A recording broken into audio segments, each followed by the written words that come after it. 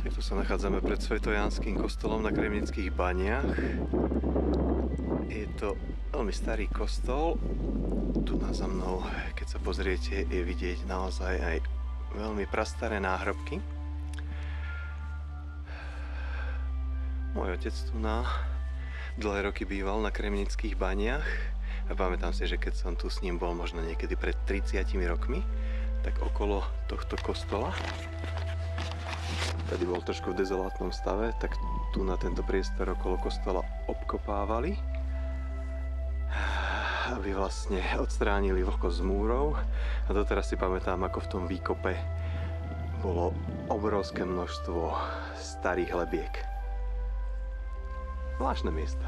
Nie sme tu ale kvôli Svetojanskému kostolu, ale sme sa zastavili kvôli tomu, že tu na nedaleko tohto kostola sa nachádza aj jedna z takých starších zlatých baní.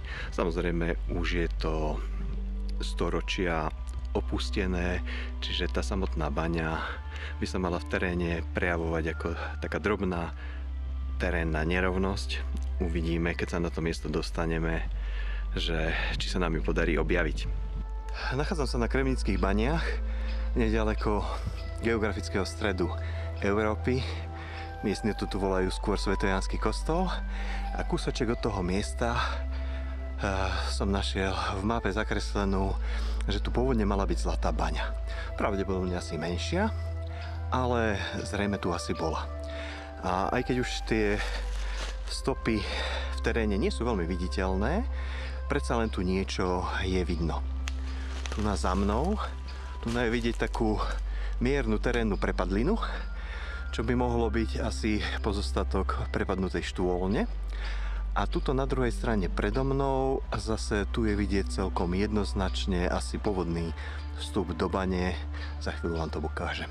Čiže táto nenápadná terénna priehlbina, to by mohol byť zvyšok prepadnutej bane.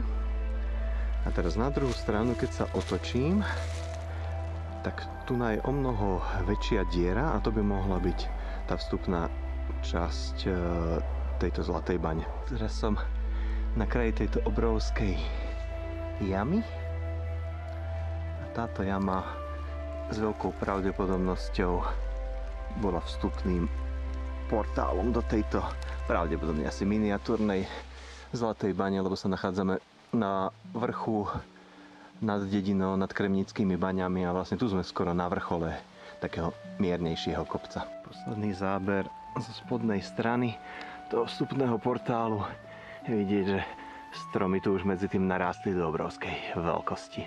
A to je ukážka miestnej horniny, ktorá sa tu nachádza. Vyzerá tam v tom odbitom mieste, čo som odbil, že tam je niečo železitého. Ďalšie ukážky miestneho materiálu. A posledná ukážka. Tento kúsok kameňa s nejakým železitým povlakom. Tento si zoberiem na pamiatku.